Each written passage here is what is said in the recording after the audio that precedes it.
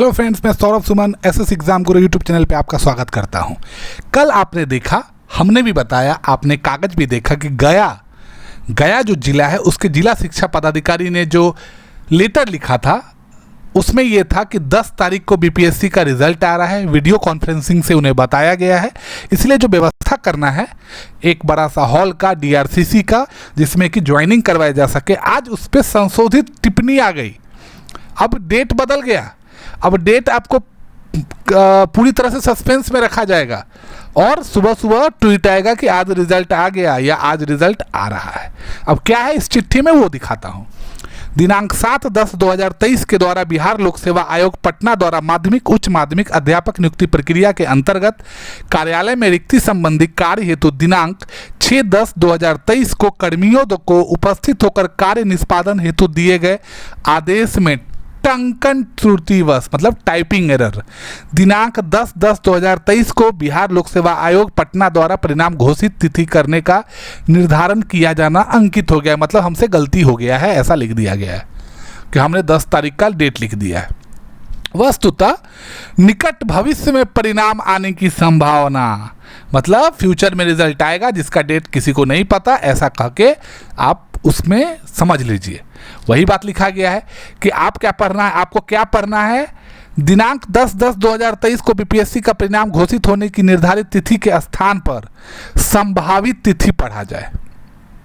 चलिए, आपका 10 तारीख वाला प्रोग्राम पोस्टपोन हो गया कि रिजल्ट 10 तारीख को नहीं आएगा। अब क्या नहीं आएगा तो अगला क्या होगा?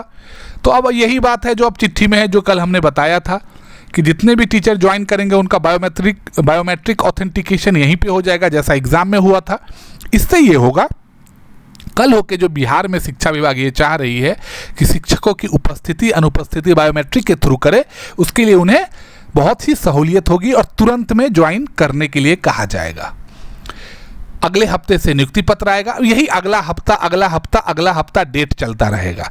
आपको कंफर्म डेट एक दिन पहले पता चलेगा या सुबह सुबह पता चलेगा, या हम लोग अगर कोई डेट बताएंगे, क्योंकि हम लोग चिट्ठी देखेंगे तो आपको बताएंगे, लेकिन अगले दिन उस पर संशोधन आ जाएगा कि आपने डेट कैसे बता दिया भाई, पहले चिट्ठी लिख दिया, ऐसे कैसे? तो ये सब होगा। कहाँ पे नियुक्ति पत्र मिलेगा तो पहले सोचा गया था, हमने भी एक वीडियो बनाया था न्यूज़ से। देखिए, हम अपने मन से तो सपना तो मुझे रात में आया नहीं, जो लेटर देखते हैं या जो न्यूज़ देखते हैं उसी के अनुसार आपको बताते हैं।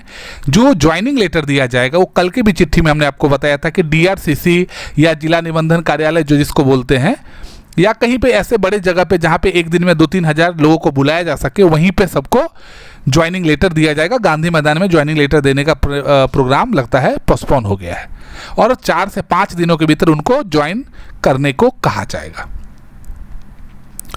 अब ये एक आपके लिए, चलिए इससे पहले मैं आपको एक और शिक्षक नियुक्ति वाला ही बता दें, फिर आपको एक नए वैकेंसी के बारे में बताएंगे।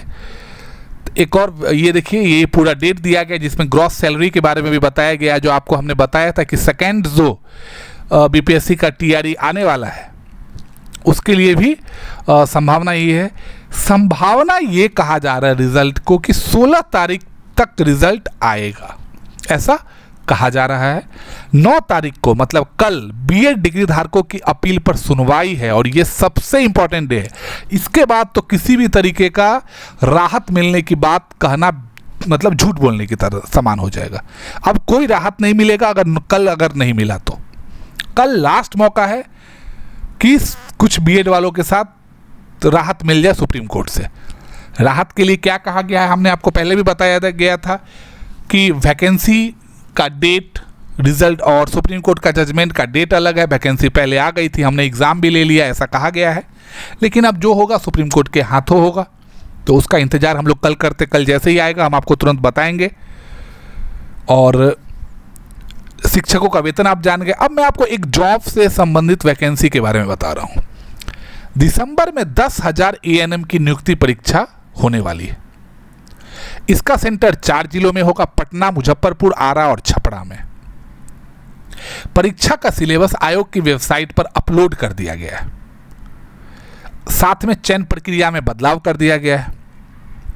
इस माह के अंत तक परीक्षा की तिथि जारी होगी। परीक्षा सीबीटी मोड मतलब ऑनलाइन होगी।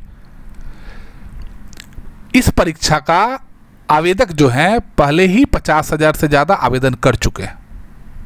लेकिन अब नई तरीके से चयन प्रणाली होगी, तो उनको दोबारा आवेदन देने के लिए 18 अक्टूबर तक का समय दिया गया है और इसमें 10 से 20 हज़ार नए आवेदक आएंगे।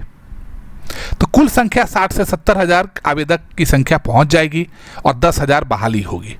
कंप्यूटर बेस्ड परीक्षा होगी और कम बच्चे हैं तो संख्या जो सेंटर की रहेगी वो 3-4 जिलों में ही रहेगी। बिहार तकनीकी सेवा आयोग द्वारा ये परीक्षा आयोजित की जाएगी।